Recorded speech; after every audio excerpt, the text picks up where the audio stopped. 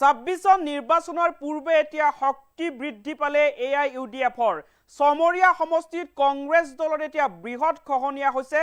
কংগ্ৰেছ আৰু অন্যান্য ৰাজনৈতিক দল এৰি এতিয়া শতাধিক লোকে যোগদান কৰিছে AIUDFত। দুগৰাকীকৈ বিধায়কৰ উপস্থিতিত সমৰীয়া সমষ্টিত AIUDF দলৰ অনুষ্ঠিত হৈছে বৃহৎ যোগদান কাৰ্যসূচী আৰু এই কাৰ্যসূচীতে এতিয়া শতাধিক লোকে যোগদান কৰিছে AIUDFত। 26 নিৰ্বাচনৰ পূৰ্বে শক্তি বৃদ্ধি AIUDFৰ। কংগ্ৰেছৰ লগতে অন্যান্য দল এৰি শতাধিক লোকে যোগদান কৰিলে AIUDFত। সমৰীয়া সমষ্টিৰ হাছৰিত AIUDFৰ বৃহৎ যোগদান কাৰ্যসূচী। কৰিমুদ্দিন বৰভূঞা আশ্ৰাফুল হুছেইনৰ উপস্থিতিত শতাধিক লোকে যোগদান কৰিলে AIUDFত। যোগদান সভাত কংগ্ৰেছ দলক তীব্ৰ সমালোচনা AIUDF নেতৃত্বৰ।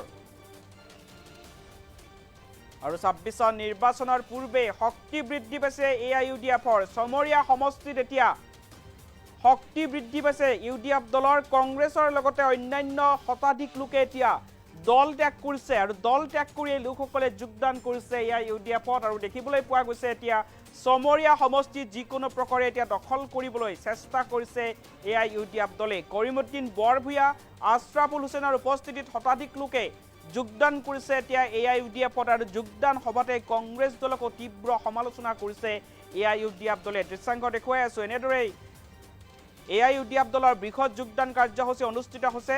সমৰীয়া সমষ্টিত এনেদৰে শতাধিক লোকে যোগদান কৰিছে কংগ্ৰেছত। সমান্তৰালভাৱে এতিয়া AIUDFত যোগদান কৰিছে। সমান্তৰালভাৱে দেখিবলৈ পোৱা গৈছে এতিয়া কংগ্ৰেছত খহনীয়া হৈছে। সমৰীয়া নৱগঠিত সমৰীয়া সমষ্টিত এতিয়া প্ৰায় শতাধিক লোকে কংগ্ৰেছ ত্যাগ কৰিছে আৰু দল ত্যাগ কৰি এই লোকসকলে যোগদান কৰিছে AIUDFত। সমৰীয়াৰ হাছৰাত AIUDF দলৰ বৃহৎ যোগদান কাৰ্যসূচী অনুষ্ঠিত হৈছে। কৰিমুদ্দিন বৰভূঞা আশ্ৰাফুল হুছেইনৰ উপস্থিতিত শতাধিক লোকে যোগদান কৰিছে AIUDFত। আৰু যোগদান সভাতেই কংগ্ৰেছ দলক তীব্ৰ সমালোচনা কৰিছে AIUDFৰ নেতৃত্ব। আৰু দেখিবলৈ পোৱা গৈছে এতিয়া 26 বিধানসভা নিৰ্বাচনৰ পূৰ্বেই সমৰীয়া সমষ্টিত এতিয়া AIUDFৰ শক্তি বৃদ্ধি পাইছে। এই সন্দৰ্ভত বিধায়ক আশ্ৰাফুল হুছেইনৰ মন্তব্য আছে, মন্তব্য আগবঢ়াইছো। আমি কোনে মিত্ৰতা কৰে নকৰে সেয়া সুকীয়া কথা। আমি একলা চলো আৰু আমি লিমিটেড সিটত ইলেকশ্যন খেলিম। এই ক্ষেত্ৰত যদি কাৰোবাৰ মিত্ৰতা সম্পৰ্কে ক'বলৈ আছে, AIUDF দলৰ সভাপতি আছে, তেখেতৰ লগত যোগাযোগ কৰিলে হ'ল। আমাক তেওঁ ইনষ্ট্ৰাকশ্যন দিছে আমাৰ দলৰ হাইকমাণ্ডে যে আমি একলা চলো নীতিত 35টা সমষ্টিত সাংগঠনিক আৰু দলীয় ভেটি মজবুত কৰিব লাগে আৰু আটাইখিনি সমষ্টিত জবৰদস্ত ফাইট সহকাৰে আমি ইলেকশ্যন খেলিব লাগে। সমৰীয়া সমষ্টিত প্ৰায় সহস্ৰাধিক লোক AIUDF দলত যোগদান কৰিছে। তেওঁলোক কংগ্ৰেছ AGP আৰু অন্যান্য দলৰ পৰা AIUDF দলত যোগদান কৰিছে আৰু আমি তেওঁলোকক আদৰি লৈছোঁ। ইমদাদ হুছেইন আমাৰ আঞ্চলিক প্ৰাক্তন কামৰূপ জিলাৰ সভাপতি, তেখেতৰ নেতৃত্বত সহস্ৰাধিক লোকে আজি দলত যোগদান কৰাত আমি নথৈ আনন্দিত হৈছোঁ। আৰু এই সমৰীয়া সমষ্টিটো এটা নতুন সমষ্টি, বকো আৰু ছয়গাঁও সমষ্টি কিছু অংশৰে গঠিত হোৱা সমষ্টি। আৰু এই এলেকাত AIUDF দলৰ যি সাংগঠনিক তৎপৰতা আৰু আমি খুব আশাবাদী অহা সময়ত সমৰীয়া সমষ্টিৰ পৰা AIUDF দলৰ বিধায়ক জয়ী হ'বলৈ গৈ আছে। আপোনালোকে নিশ্চিতভাৱে জানে যে বিগত সময়ত যেতিয়া বকো সমষ্টি আছিল তেতিয়া আমাৰ এই সমষ্টিৰ বিধায়ক আছিল।